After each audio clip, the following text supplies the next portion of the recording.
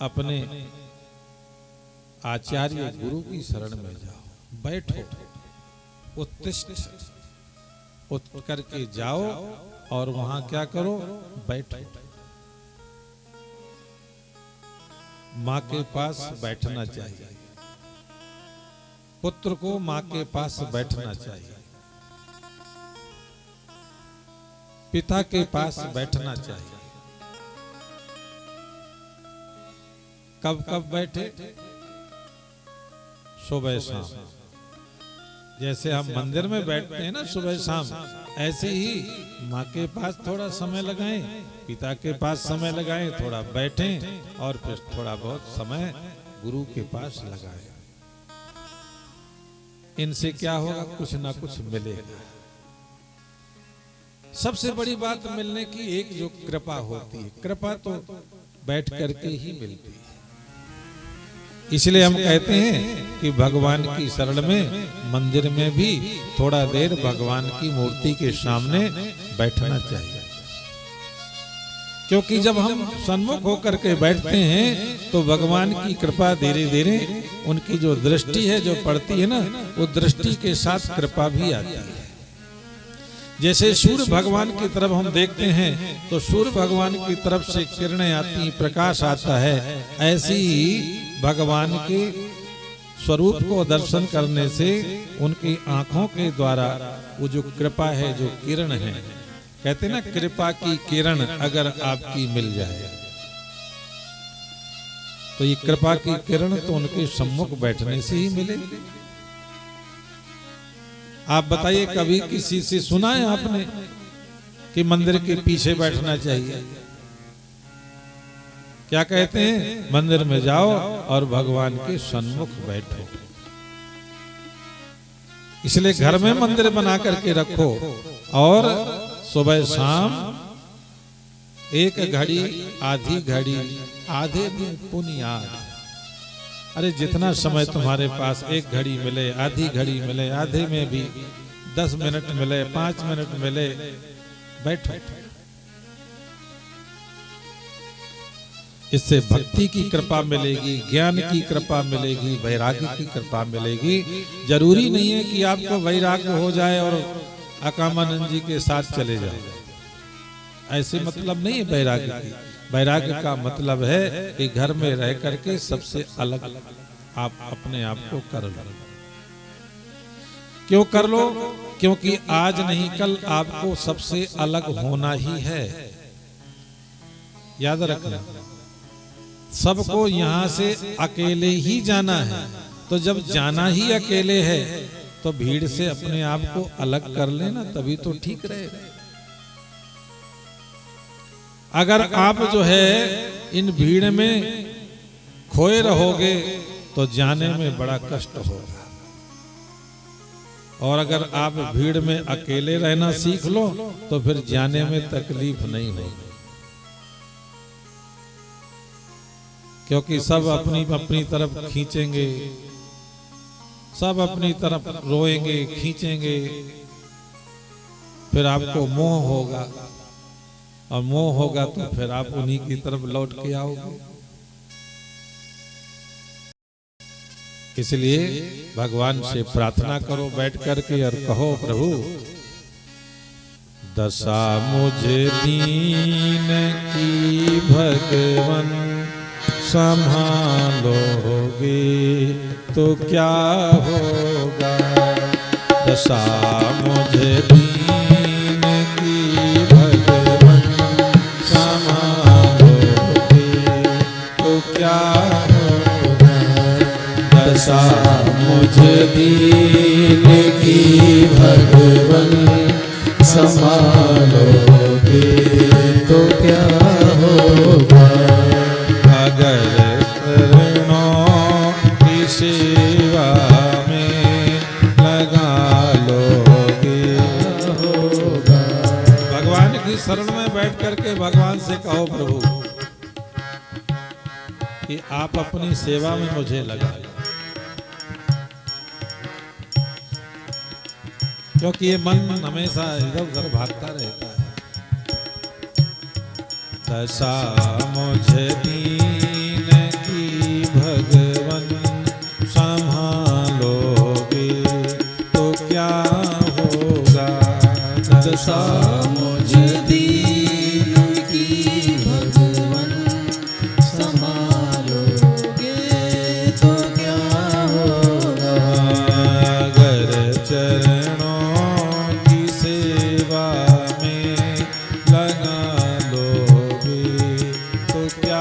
होगा। अगर चरणों की सेवा में लगा लोगे तो क्या होगा।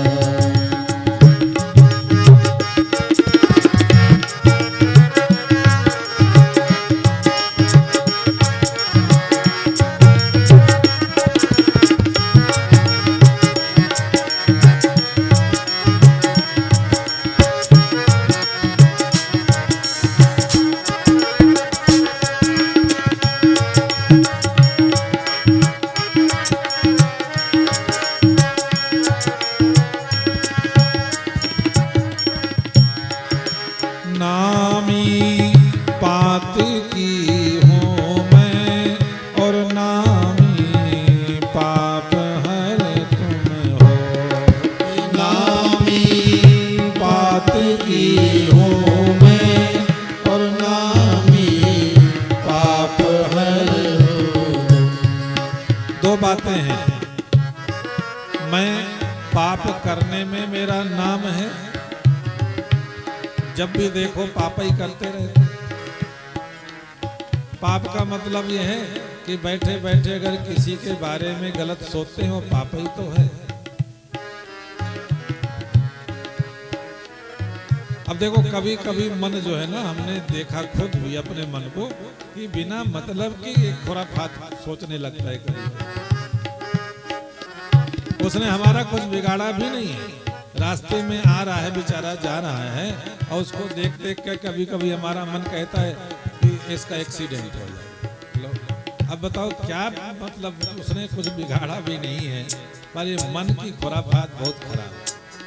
ये 90% सारा दिन जो है ना, ये दूसरों की खुराफात ही करता है। इसलिए पाप करने में मैं नामी हूं, पर आप जो है पाप हरण करने में नामी है।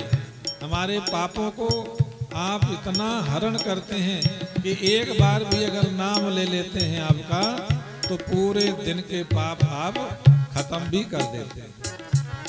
इसलिए नामी पात की हूँ मैं तो नामी पाप हर तुम हो।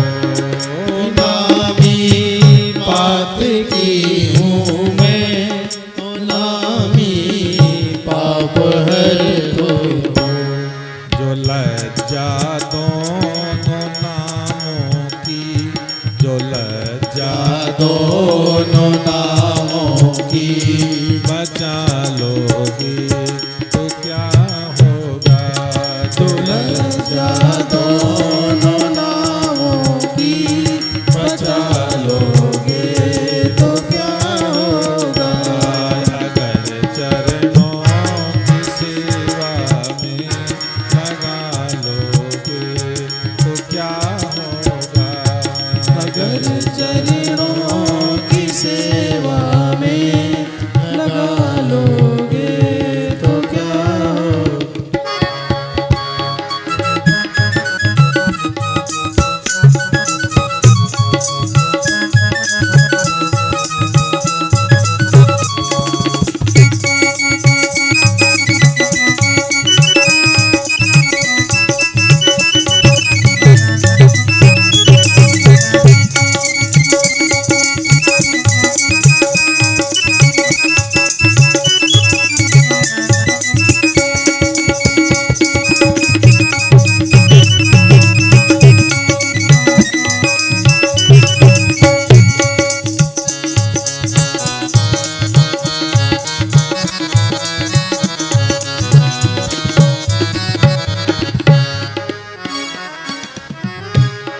जिन्होंने तुमको करुणा कर पतित पावन बनाया है।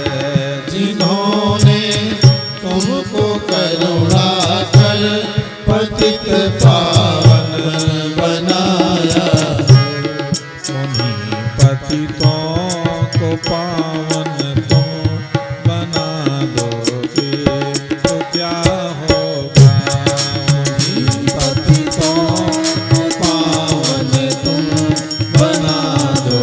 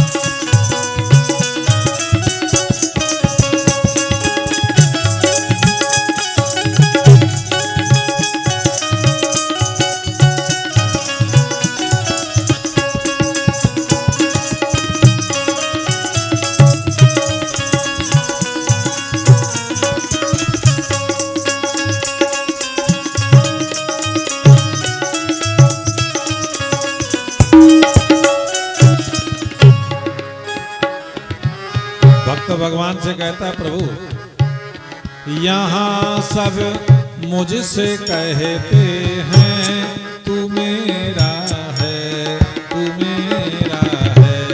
यहाँ सब मुझसे कहते हैं तू मेरा है, तू मेरा है। यहाँ जिसको भी देखो, जिसके पास बैठो, कोई ना कोई रिश्ता बना लेता है। यहाँ सब मुझसे कहते हैं तू मेरा है, तू मेरा है। यहाँ सब मुझसे कहते हैं तू मेरा है, तू मेरा है। मैं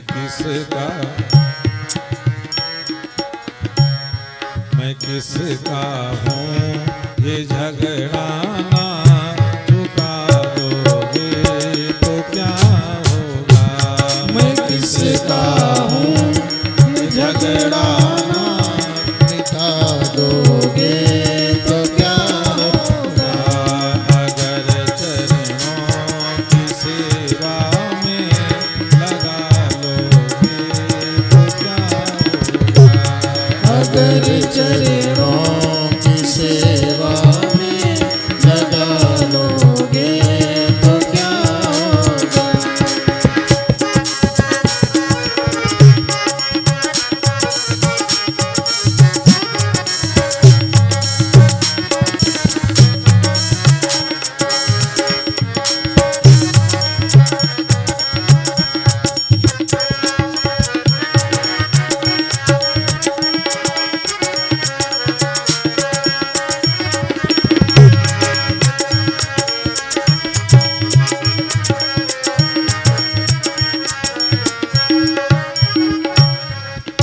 और भजन की आखिरी लाइन, आजा मिलेगी गणिका जिस दया सागर में तरते हैं।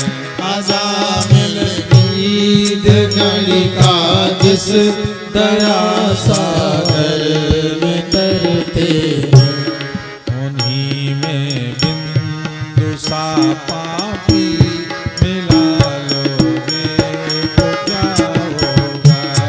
उन्हीं में बिंदु सा पापी मिला लोगे तो क्या होगा। अगर चरणों की सेवा में लगा लोगे तो क्या होगा। अगर चरणों की सेवा में लगा लोगे तो क्या होगा। दशा मुझ दीन की भगवन संभालोगे तो क्या होगा। आपकी कृपा हो जाए। ये कथा प्रारंभ हुई महाराज परीक्षित के माध्यम से। राजा परीक्षित का नाम इसमें मुख्य रूप से जुड़ा हुआ है। इस कलयुग में माने पहले भी कथाएं होती थी, परंतु तब इस कथा को भागवत के नाम से नहीं जानते थे। ठीक है ना।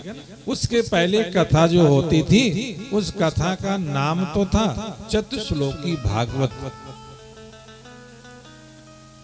पर कलयुग में राजा परीक्षित को जब श्राप हुआ, ब्राह्मण का श्राप लगा, तो राजा परीक्षित ने पहली बार गंगा जी के तट पर श्री सुखदेव जी महाराज के द्वारा जो कथा सुनी, उस कथा का नाम क्या पड़ा, श्रीमद् भागवत महापुराण की कथा। और 7 दिन की कथा माने सप्ताह कथा, भागवत सप्ताह कथा। ऐसा क्यों हुआ? क्योंकि महाराज परीक्षित की उम्र केवल 7 दिन बची थी। श्राप ही 7 दिन का था। तो इसीलिए सुखदेव जी महाराज ने पूरी कथा को 7 दिन में सुनाया।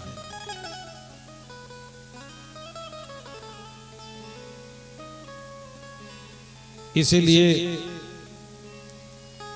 सुबह 7 बजे से कथा शुरू हो जाती थी और 12 बजे तक दोपहर चला करती थी। सुखदेव जी जब कथा सुनाते थे तो सुबह 7 बजे से लेके 12 बजे तक परीक्षित महाराज, और फिर 2 बजे दोपहर तक 2 बजे तक बंद रहती थी, विश्राम हो जाता था, और 2 बजे से फिर कथा चलती थी। तो सूर्य अस्त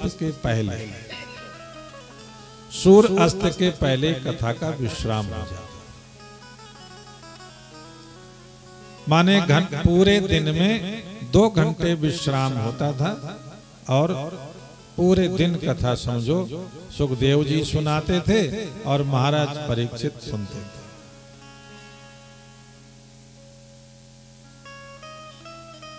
क्योंकि महाराज परीक्षित के पास 7 दिन का समय था, तो उन्होंने गुरुजी से कहा, गुरुजी बस सुनाते रहो और मैं सुनता रहूं, और तुम्हारे पास समय तो बहुत है, इसलिए लगता है कि आगे सलाह फिर सुन लेंगे। 1 घंटा आज सुन लेते हैं, अगले साल फिर सुन लेंगे। पर महाराज परीक्षित के पास तो समय नहीं था। 7 दिन के बाद 8वां दिन उनके पास था ही नहीं, कोई विकल्प नहीं था ना। इसलिए उन्हें था कि ये 7 दिन का समय है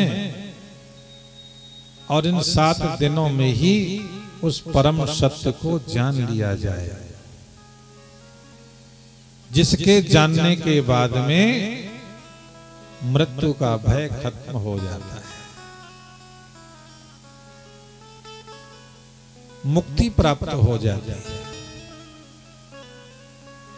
उसके बाद में इस श्रीमद्भागवत महापुराण कथा का प्रचार ये हुआ कि भागवत सप्ताह कथा के नाम से विख्यात हुई।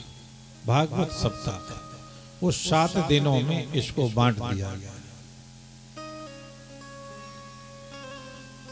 श्री वेदव्यास जी महाराज ने द्वापर में भागवत की रचना की। युग कितने हैं? 4। पहला युग कौन है? सतयुग। दूसरा युग त्रेता। तीसरा युग द्वापर। चौथा कलयुग। अब जिस युग में आप बैठे हो, इस युग का क्या नाम है? कली युग। ये सबसे छोटा युग है। सबसे बड़ा युग है सतयुग, फिर उससे छोटा त्रेता, फिर उससे छोटा द्वापर, और फिर सबसे छोटा कलयुग। कलयुग को इसलिए छोटा कर दिया भगवान ने कि कलयुग के लोग ज्यादा दिनों तक जीना नहीं चाहते। ये जिसके पास बैठ जाओ ना, वो यही कहता मिलेगा, महाराज जी बताओ कब जाएंगे फिर यहाँ से। महाराज जी बताओ हाथ देख करके, थोड़ा रेखा देख के, क्योंकि बड़ी तकलीफ हो रही है। अब तो यहाँ से संसार छोड़ के चले जाएं तो बड़ा ठीक है ना। और पहले के लोग क्या थे? सतयुग त्रेता के लोग, वो कहते थे जितना ज्यादा से ज्यादा दिन तक जिए, वो ऐसी यत्न युक्तियां करते थे, साधनाएं करते थे, सिद्धियां प्राप्त करते थे, ज्यादा से ज्यादा जीने की इच्छा रखते थे। अब यहाँ के लोग जीने की नहीं, मरने की इच्छा रखते हैं। तो भगवान ने कहा भैया युग ही छोटा बना दो, इनकी आयु ही छोटी बना दो कि ये थोड़े दिन में ही। और भगवान ने कलयुग में अकाल मृत्यु को भी बना दिया। पहले अकाल मृत्यु नहीं होती थी, कलयुग में अकाल मृत्यु को भी बना दिया। प्राथमिकता दे दी कि जब लोग नहीं जीना चाहते तो कोई फांसी लगा लेता है, कोई जल में डूब के मर जाता है, कोई रेलगाड़ी में मर जाता है। नहीं, पहले तो रेलगाड़ी भी नहीं चलती थी उस युग में, तो रेल से कटते भी नहीं थे। अब तो लड़ जाएं तो तुरंत पहुंचते हैं रेल में, कट जाएंगे। और एक पता चला मैं फुफुआर वाला कोई कट ही गया, लड़ गया और जाके रेल में कट गया। ये मतलब जो है ना आजकल अकाल मृत्यु, इसको रेल में कट के मर जाना अकाल मृत्यु, पानी में डूब के मर जाना अकाल मृत्यु, जहर खा के मर जाना अकाल मृत्यु, ये सब अकाल मृत्यु में आता है। क्योंकि भगवान ने कहा ये कलयुग के लोग ज्यादा दिनों तक जीने की इच्छा नहीं रखेंगे, इसलिए आयु भी छोटी कर दे। पर छोटी सी आयु में भी देखा जाए तो ये छोटी आयु भी अब बड़ी लगती है। अब 60 साल की, 65 साल की, 70 साल की आयु कोई बड़ी आयु थोड़ी है। पर ये 65-70 वाले कोई जीने नहीं चाहते। जिनके घर में जाओ 70 साल बूढ़े के पास बैठो ना, वो ये कहेगा महाराज जल्दी कृपा कर दो बस, अब नहीं। ये फर्क पड़ता है। पहले के लोग हमेशा सत्कर्म करते रहते थे, सज्जनों की सेवा, दूसरों की सेवा, भलाई में लगे रहते थे। तो जो आज भी जो भलाई कर्म में लगे रहते हैं, जो दूसरों के भले में लगे रहते हैं, उनका समय कब कैसे गुजर जाता है पता ही नहीं चलता। आप दीन दुखियों की सेवा करने लगो, समाज की सेवा करने लगो, आपकी उम्र ऐसी निकल जाएगी, समय व्यतीत हो जाएगा और आपको लगेगा कि अगर मेरे पास और 2, 4, 10 साल होते तो मैं और सेवा कर लेता। सत्कर्म करने वाले को जीने की और भी इच्छा होती है, और कुकर्म करने वाले को तो मरने की इच्छा होती है। सत्कर्म वह है जो दूसरों के लिए जीता है। देखो पेड़ की उम्र कितनी साल की है, ये वृक्ष जो है ना कितने वर्ष जीता है, क्योंकि ये दूसरों की सेवा करते हुए जीता है। नहीं? नदी देखो कितने वर्ष तक सतत प्रयास करती चलती रहती है। और ये संत लोगों का जीवन देखो, जिसको देखो उन्होंने कहा महात्मा जी 150 वर्ष के हैं, कोई महात्मा जी 100 वर्ष के हैं, फिर भी जी रहे। वो कोशिश करते हैं कि हम जितना ज्यादा से ज्यादा जीवित रहेंगे उतना ही लोगों का भला होता रहेगा, कल्याण होता रहेगा।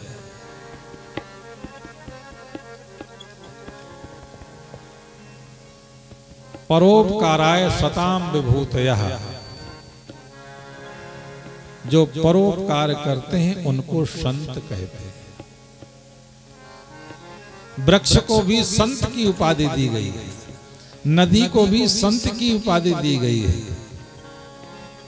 हाँ, ये वृक्ष हमेशा परोपकार ही करता रहता है, नदी हमेशा उपकार ही करती रहती है। वृक्ष कबहु नहीं फल बखे, नदी न अचवय नीर, और परमारथ के कारणे संतन धरा शरीर। ये परमार्थ का जीवन जीने में आनंद बहुत आता है। हमें तो ये लगा करता है कि अभी हमें जब वो उम्र की गणना गिनते हैं तो लगता है इतने वर्ष हो गए, पर वैसे ही अगर स्मरण आता है, याद ध्यान में आता है, तो अभी हमें लगा करता है कि हम तो अभी बहुत छोटे हैं। अभी उम्र में अपने को बहुत लगता है कि बहुत छोटे हैं। ये तो जब बाल सफेद देखते हैं तो लगता है थोड़ा बड़े हो गए हैं, पर अभी तो वैसे अंदर से लगता है कि हम आपसे छोटे ही हैं। हमें अपने से सब बड़े ही नजर आया करते हैं ज्यादातर। ये अंदर से वृत्ति बन जाती है। जो परमार्थी लोग हैं उनको भगवान कहते हैं कि ज्यादा दिन तक जीवित रहें। जो परमार्थ करने वाले लोग हैं वो ज्यादा जीवित रहें, और जो पियक्कड़ लोग हैं वो जल्दी मर जाए, तो उनका भी कल्याण हो, परिवार वालों का भी कल्याण हो, मोहल्ले वालों का भी कल्याण हो जाता है, क्योंकि सुबह से शाम तक झगड़ा लड़ाई मारपीट इसी में तो लगे रहते हैं। तो कहते हैं जो कुकर्मी लोग हैं, जो अधर्मी लोग हैं, उनको भगवान संत लोग आशीर्वाद देते हैं कि तू जल्दी मर जाए, है ना।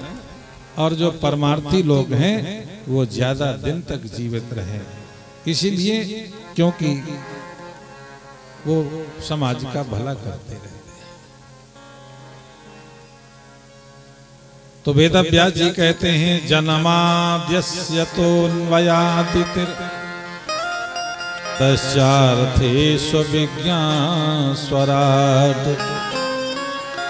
तेने ब्रह्म हृदय आदि कवये मुह्यन्ति सूर्यः तेजो वारि मृदां यथा विनिमयो यत्र तिसर्गो मृखा धाम्ना स्वेन सदा निरस्तकुहकं सत्यं परं धीमहि सत्यं परं धीमहि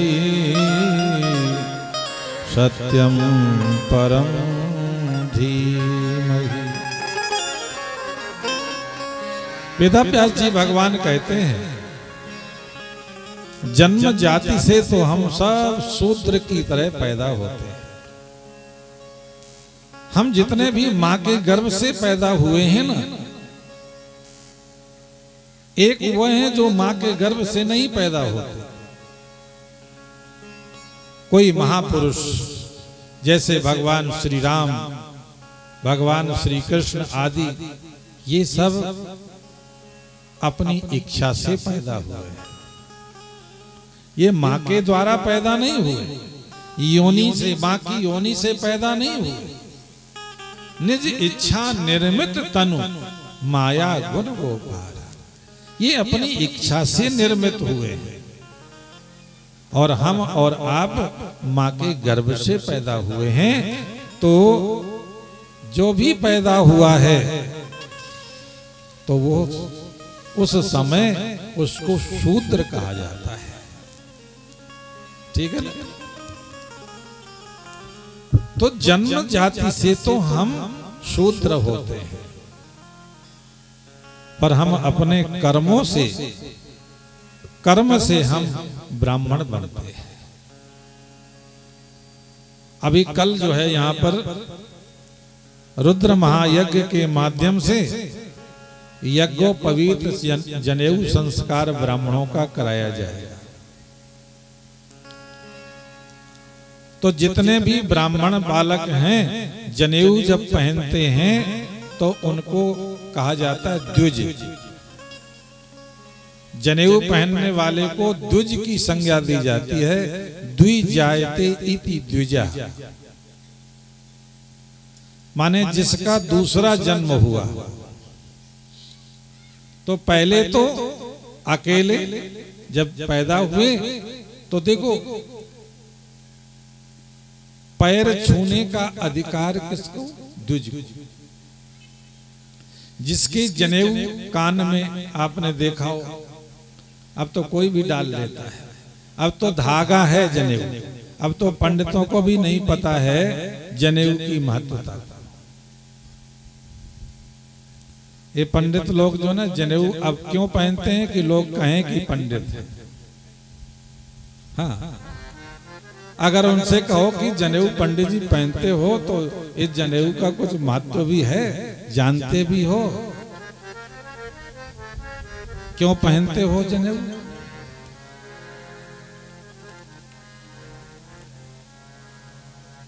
एक संस्कार है यज्ञोपवीत। जनेऊ एक संस्कार है।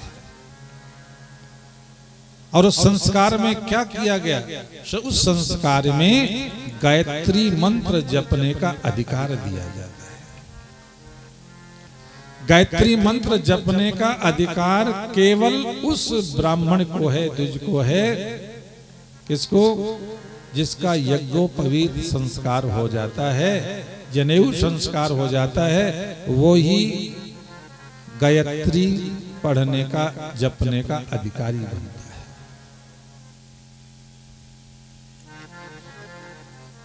तो गायत्री मंत्र की दीक्षा मिलती है जनेऊ संस्कार में ब्राह्मण। उसको पढ़ने के लिए, वेद पढ़ने के लिए तैयार किया जाता है। ठीक है ना? तो दूसरा जन्म होता है, द्विज बनाया जाता है। तो वेदव्यास जी कहते हैं जन्म जाति से तो हम शूद्र हैं,